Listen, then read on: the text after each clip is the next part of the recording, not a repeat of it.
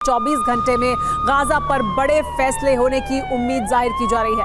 कल अमेरिका में बाइडेन और जिनपिंग की बड़ी बैठक होनी है। गाजा के भविष्य पर चर्चा की उम्मीद है कि दोनों के बीच गाजा के मुद्दे पर चर्चा हो। एक और बड़ी खबर यह कि गाजा युद्ध एटमी युद्ध में बदलने वाला है। तो गाजा युद्ध क्या एटमी युद्ध में बदलने वाला है, ये बड़ा सवाल। गाजा में हमास को खत्म करने के लिए इजराइल परमाणु प्रहार क्या कर सकता है? इजराइल पर दबाव बहुत बढ़ता जा रहा है। नेतन्याहू पर जल्द युद्ध विराम का प्रेशर भी बढ़ता ही जा रहा है। हैरानी की बात यह है कि अमेरिका भी अब इजराइल का साथ देने से बच रहा है। इन सब के बीच इजराइल के विदेश मंत्री ने कहा है कि इजराइल पर जिस तरह का अंतर्राष्ट्रीय दबाव है, उसके बाद युद्ध को 15 दिन में ही खत्म करना होगा। तो सवाल यही है कि 15 दिन में ये जंग कैसे खत्म होगी?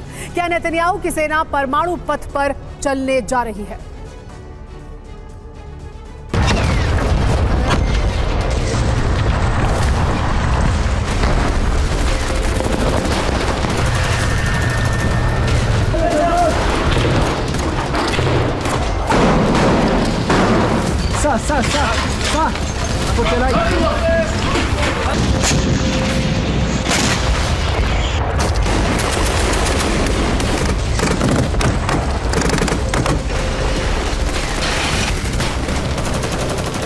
क्या युद्ध की ये आग एटमी आग में बदलने वाली है?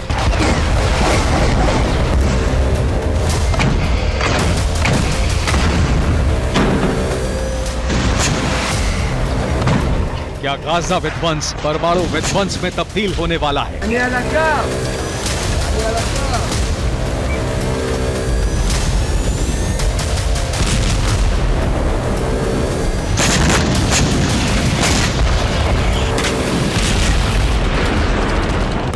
क्या 15 दिन में ऐसा विनाश होने जा रहा है जिसकी कल्पना किसी ने नहीं की है?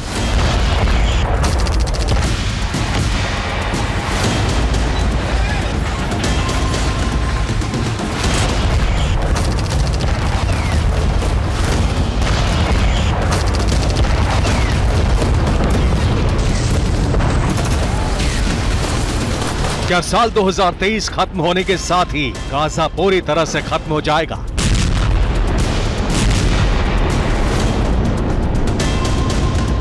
क्या 2 हफ्ते बाद गाजा हिरोशिमा बन जाएगा?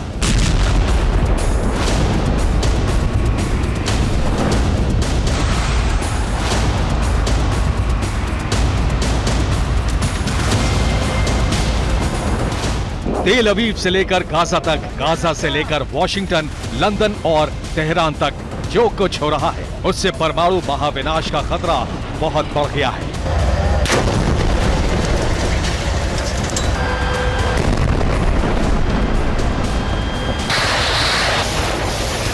अब जो जंग हो रही है वो गाजा के भविष्य को लेकर जंग है, जिसमें ग्लोबल न्यूक्लियर करंट का आगमन हो गया है।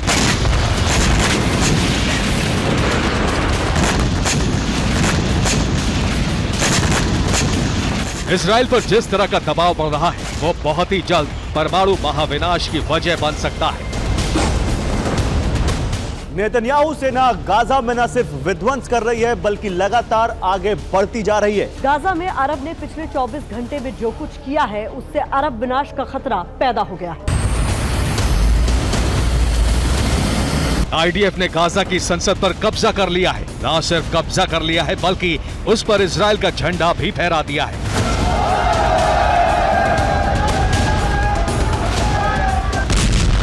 और इसी के साथ गाजा युद्ध में एटमी विध्वंस का खतरा बढ़ गया।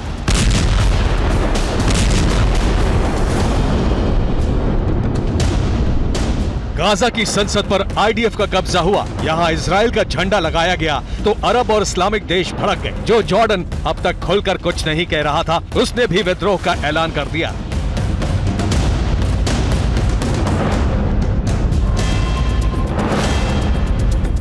जॉर्डन ने घोषणा कर दी है कि वो गाजा पर इजरायली कब्जे का विरोध करता है। लेबनान में हमास के प्रतिनिधि ओसामा हमदान ने कहा है कि गाजा पर सिर्फ गाजा के लोगों का शासन होगा। आजादी के लिए हम बेहिसाब खून बहाने के लिए तैयार हैं।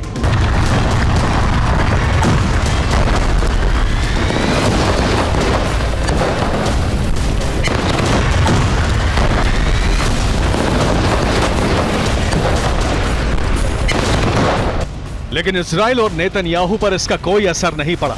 इजराइल के रक्षा मंत्री योव गैलेंट ने घोषणा की है कि हमास गाजा पर अपना कंट्रोल खो चुका है। नेतन्याहू ने फिर से ऐलान कर दिया है कि युद्ध के बाद गाजा पर इजरायली सेना का ही नियंत्रण रहेगा।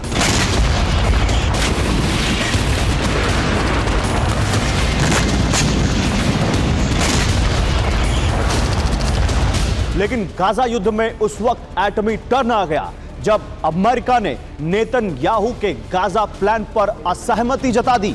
अमेरिका के विदेश मंत्रालय ने बयान जारी कर जो कुछ कहा है उससे इजराइल बैकफुट पर आ गया।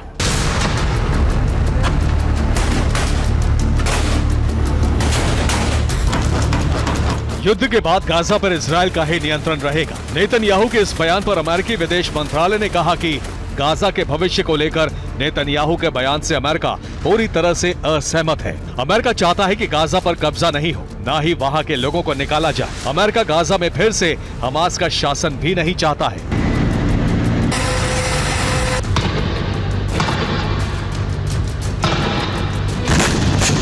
इतना ही नहीं, अमेरिका के NSA जैक सलिवन ने भी नरसंहार को लेकर जो कुछ कहा है उससे न सिर्फ इजराइल को झटका लगा है बल्कि उस पर दबाव बढ़ गया है।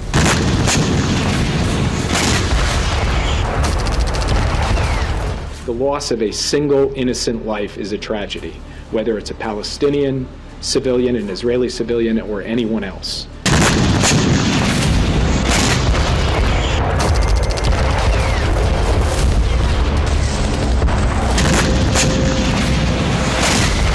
मतलब ये कि गाजा के भविष्य को लेकर इजराइल का अपना रुख है जिस पर नेतन्याहू अड़े हुए हैं, और अमेरिका का अपना रुख है जिस पर बाइडेन और उनका पूरा प्रशासन अड़ा हुआ है। इजराइल पर युद्ध विराम का दबाव इतना बढ़ गया है कि युद्ध खत्म करने के लिए वो एटम बम भी फोड़ सकते हैं।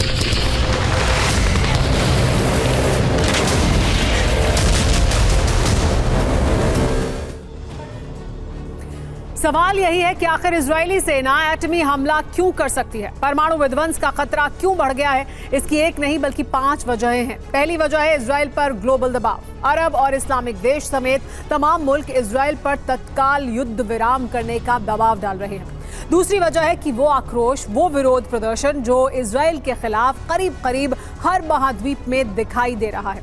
इजराइल पर इस वजह से भी दबाव बढ़ता ही जा रहा है। तीसरी वजह है अमेरिका। युद्ध में इजराइल का अब तक खुलकर साथ दे रहे अमेरिका ने भी अपने कदम पीछे खींचने का संकेत दे दिया है। गाजा के भविष्य को लेकर इजराइल का जो प्लान है उससे अमेरिका सहमत नहीं है। चौथी वजह है अरब और इस्लामिक देशों की आक्रामकता। ईरान के साथ कई अरब देश इजराइल के खिलाफ एकजुट हो रहे हैं। अगर गाजा पर हमले नहीं रुके तो ये मुल्क इजराइल के खिलाफ युद्ध छेड़ सकते हैं। और पांचवी वजह है अमेरिका और इजराइल पर बढ़ता प्रेशर। अरब और इस्लामिक देश लगातार अमेरिका और यूरोप पर दबाव डाल रहे हैं जिससे बाइडेन बैकफुट पर पहुंच गए हैं। अमेरिका ये दबाव अब इजराइल पर ट्रांसफर कर रहा है। यही वजह है कि जल्द युद्ध खत्म करने के लिए IDF परमाणु आघात कर सकता है।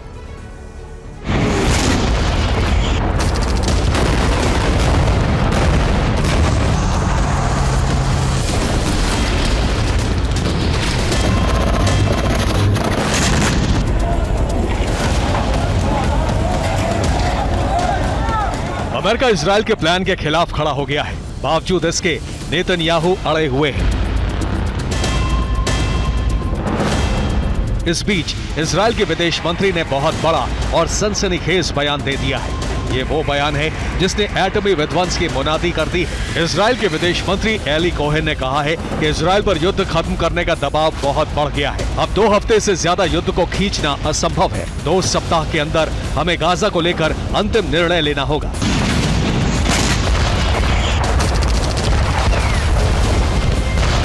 साफ है कि अंतर्राष्ट्रीय दबाव की वजह से इजराइल को युद्ध 15 दिन के अंदर खत्म करना होगा। ये तभी होगा जब गाजा में इजरायली सेना परमाणु बम से हमला कर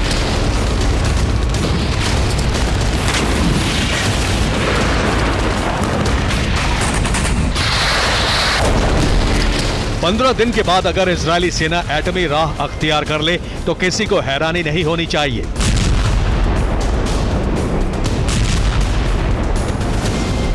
इजराइल के विदेश मंत्री ने जो कुछ कहा वही सच है। गाजा के भविष्य को लेकर अमेरिका इजराइल का साथ देने से मना कर चुका है।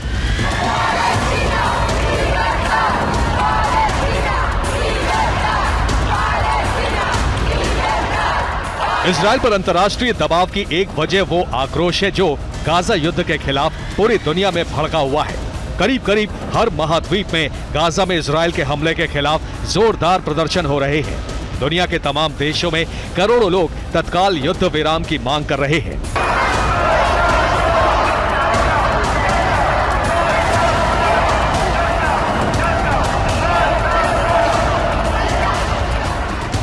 यूरोप में गाजा विध्वंस के खिलाफ क्रोध और प्रदर्शन बढ़ते जा रहे हैं। यहाँ हालात इतने खराब हो गए हैं कि कई देशों में सिविल वॉर छिड़ सकता है।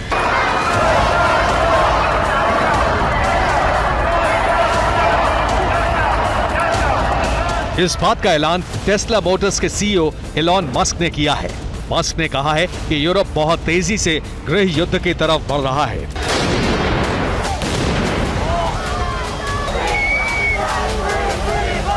इंडोनेशिया और स्पेन जैसे कई देशों ने बाइडेन से अपील की है कि गाजा युद्ध की आग जल्द से जल्द बुझाएं।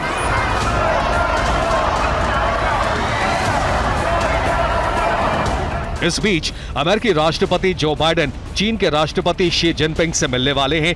दोनों के बीच गाजा युद्ध को लेकर बात होनी है। इस बात की संभावना बहुत प्रबल है कि जिनपिंग भी बाइडेन पर युद्ध खत्म करवाने का दबाव डालेंगे।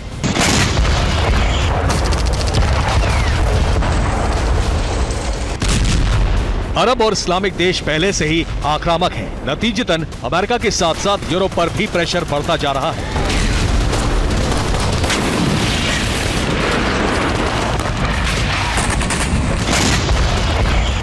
दूसरी ओर नेतन्याहू अपनी जिद पर अड़े हैं। इजराइल को डर है कि कहीं अंतर्राष्ट्रीय दबाव में अमेरिका इजराइल के हक के खिलाफ कोई फैसला न करने लग जाए। इसलिए इजराइल उससे पहले ही अपना गाजा ऑपरेशन पूरा करना चाहता है। जैसा कि इजराइल के विदेश मंत्री ने कहा, इजराइल के पास सिर्फ 15 दिन का वक्त है। तो सवाल यही है कि क्या नेतन्याहू सेना अब एटमी विध्वंस करने वाली है? क्या गाजा का हाल हिरोशिमा जैसा होने जा रहा है? इन सवालों का जवाब तो फिलहाल वक्त ही बताएगा। Bureau report, TV9 Bharatvarsh.